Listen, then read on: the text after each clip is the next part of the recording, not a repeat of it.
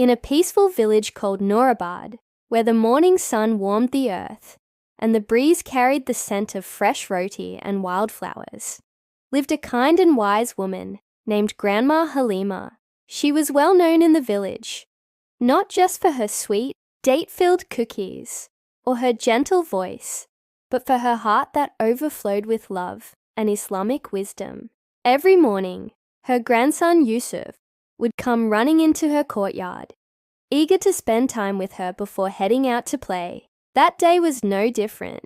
Yusuf, barefoot and excited, rushed over to where she was seated under the big neem tree, holding her prayer beads and humming softly to herself. "Grandma, can we go play near the river today?"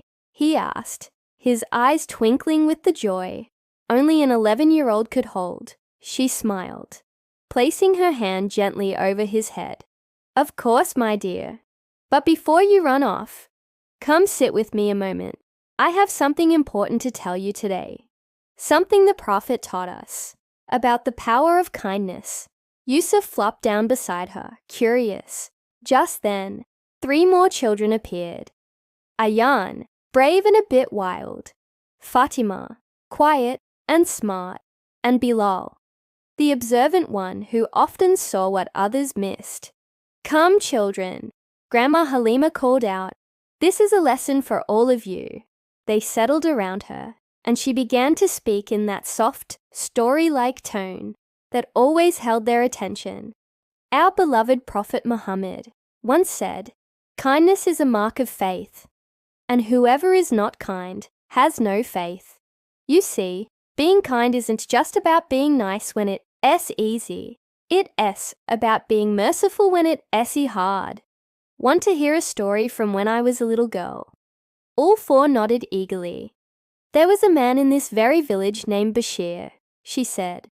"He was known for being angry and cold-hearted. People crossed the road to avoid him.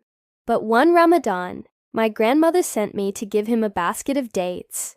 Yusuf's eyebrows shot up. "To him?" "Yes," she said, smiling. "And I was scared, believe me. But my grandmother reminded me, we do good not for the people, but for Allah.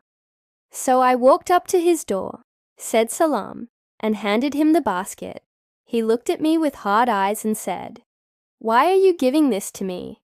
I replied, 'Because it's Ramadan, and our Prophet taught us to give and to be kind.'"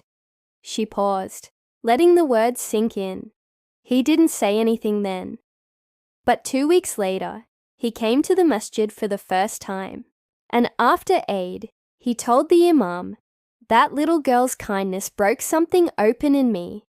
And from then on, he changed. The children were silent, eyes wide.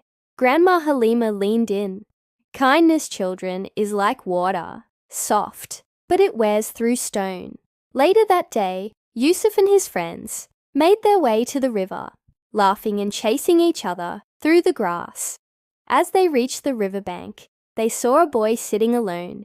Imran. He was always alone. His clothes were dirty, his face sullen, and he rarely spoke.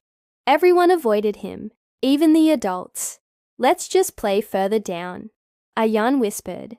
But Yusuf stopped. He looked at Imran, then back at his friends. "What if we showed him some kindness?"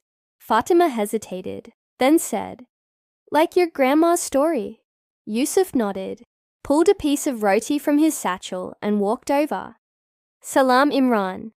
Want to share my lunch?" Imran looked up, startled. He didn't say anything, but slowly reached out for the bread. Fatima stepped forward with her water bottle. Bilal picked up a bowl and gently rolled it toward him. "Want to play with us?" Yusuf asked. For a long second, Imran said nothing. Then for the first time in many days, he smiled. From that day on, Imran began joining them. He was quiet at first, but over time, he laughed with them, helped collect firewood for Fatima's family, and even shared stories about his parents, who had passed away. He lived with an uncle who hardly spoke to him, and no one in the village really took notice. One evening, while watching the sunset, Imran turned to Yusuf and said quietly, "Thank you. No one's ever been kind to me before. I thought maybe I didn't deserve it." Yusuf swallowed the lump in his throat. Everyone deserves kindness. The Prophet showed it to everyone, even those who hated him. A few days before Eid, the children helped Grandma Haleema pack food baskets for the poor. Imran helped too, carefully wrapping dates and stacking loaves of bread. He had even made a little cardboard sign that read, "Be kind always, because Allah loves those who do good." As they delivered the baskets around the village, Yusuf whispered to his grandmother, "Do you think the Prophet would be proud of us?" Grandma Haleema touched her heart and said, "When you show kindness for the sake of Allah, you are walking in His footsteps. That, my dear, is what makes you truly strong. Not your words, not your strength, but your mercy." And in the heart of Noorabad, under a glowing sky, a small group of children learned that one simple act of kindness could change a life, maybe even a village, because the power of kindness, done for the sake of Allah, is a power no one can deny. Moral of the story: kindness is not weakness. In Islam, it is strength, it is faith, and it is a reflection of the character of our beloved Prophet Muhammad.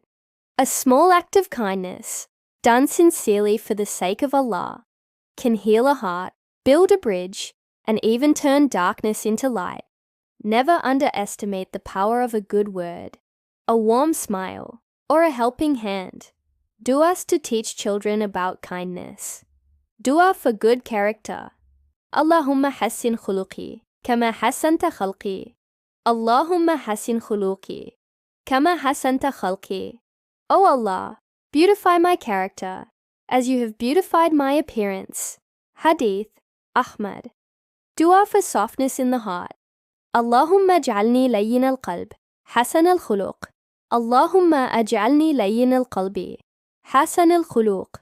O Allah, make my heart gentle and my character good. Dua to be among the kind and righteous.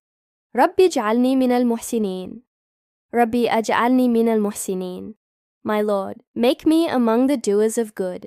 Quran, Surah Yusuf, 12 T2.